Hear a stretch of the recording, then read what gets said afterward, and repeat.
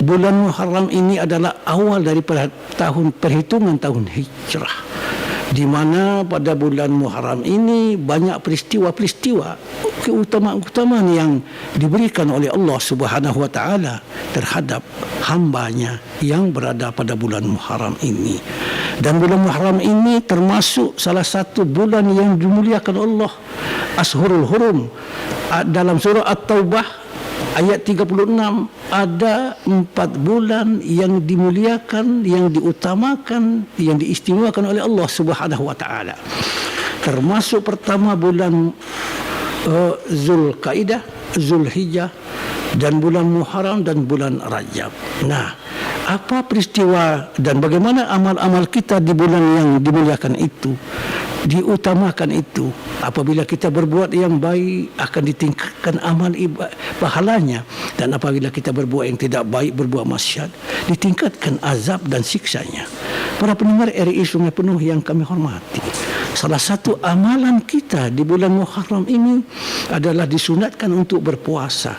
Berpuasa di bulan Muharram ini, terutama di tanggal 10 Muharram atau hari Asyura, maka pahalanya diampuni dosa-dosa kita yang telah lalu 1 tahun. Para pendengar RRI Sungai Penuh, kemudian di bulan Muharram ini kita diminta untuk banyak istighfar, banyak minta ampun kepada Allah Subhanahu wa taala. Kemudian kita banyak bersedekah, kemudian kita banyak membaca Al-Quran di bulan Muharram ini. Bukan artinya bulan lain tidak kita laksanakan, tetapi di bulan Muharram ini, di bulan yang mulia ini, kita ditingkatkan amal ibadah kita, pahalanya. Para pendengar RRI Sungai Penuh yang kami hormati, kemudian ada beberapa peristiwa yang terjadi di bulan Muharram pada diri Nabi dan Rasul. Antara lain pada tanggal 10 Muharram atau hari Asyura terjadi pada diri Nabi Adam alaihissalam, di mana Nabi Adam diciptakan pada 10 Muharram. Kemudian Nabi Adam diterima taubatnya setelah diturunkan ke bumi. Ada ulama yang mengatakan, riwayat mengatakan, selama 40 tahun Nabi Adam minta ampun kepada Allah, bertaubat, diterima taubatnya pada tanggal 10 Muharram. Kemudian Nabi Idris alaihissalam diangkat derajatnya setelah beliau minta untuk merasakan bagaimana kematian, bagaimana dicabut nyawanya, diangkat derajatnya Nabi Idris pada tanggal 10 Muharram. Kemudian yang terjadi pada diri Nabi Nuh alaihissalam, di mana terjadinya kiamat Nabi Nuh, banjir besar. Nabi Nuh membuat kapal berlabuh di Bukit Zuhdi pada tanggal 10 Muharram. Kemudian apa yang terjadi pada diri Nabi Ibrahim alaihissalam. Raja Namrus membakar Nabi Ibrahim dengan api unggun. Karena Ibrahim dituduh merubuhkan, tidak mau mengikut Namrus dan merobohkan berhala-berhala, maka dibakar oleh Raja Namrus, selamat dari api neraka, dari api unggun pada tanggal 10 Muharram. Qulna ya naru kuni bardaw wa salaman ala Ibrahim. Wahai api, dinilah engkau, selamatlah Nabi Ibrahim.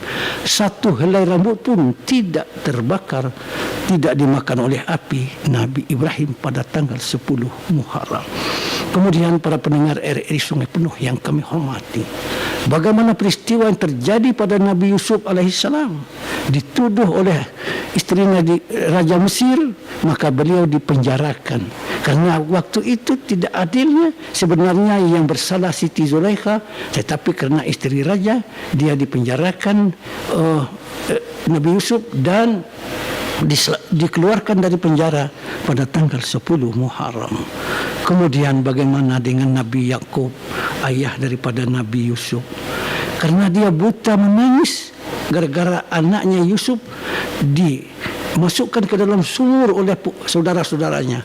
Beliau menangis dengan oleskan baju Yusuf ke mata beliau. Beliau dapat melihat kembali pada tanggal 10 Muharram. Kemudian bagaimana peristiwa yang terjadi pada Nabi Ayub alaihissalam yang ditimpa oleh penyakit, ada yang mengatakan 18 tahun, beliau sehat kembali tanggal 10 Muharram. Kemudian Nabi Yunus yang berada di perut ikan, ada yang mengatakan selama 40 hari 40 malam. beliau keluar terdampar di tepi laut 10 Muharram. Kemudian juga Nabi Musa alaihissalam yang dikejar oleh Fir'aun berada di tepi Laut Merah. Kalau maju Laut Merah terbentang luas, tenggelam. Kalau mundur bala tentara Fir'aun yang berada di belakangnya. Mundur kena, maju pun kena. Maka waktu itu Allah memerintahkan kepada Nabi Musa, pukulkan tongkatmu ke dasar Laut Merah. Maka terbentang jalan yang luas pada tanggal 10 Muharram. Kemudian juga kepada Nabi Isa alaihissalam diselamatkan, diangkat ke langit pada 10 Muharram. Kemudian Nabi Muhammad SAW diampuni dosa-dosa beliau pada tanggal 10 Muharram.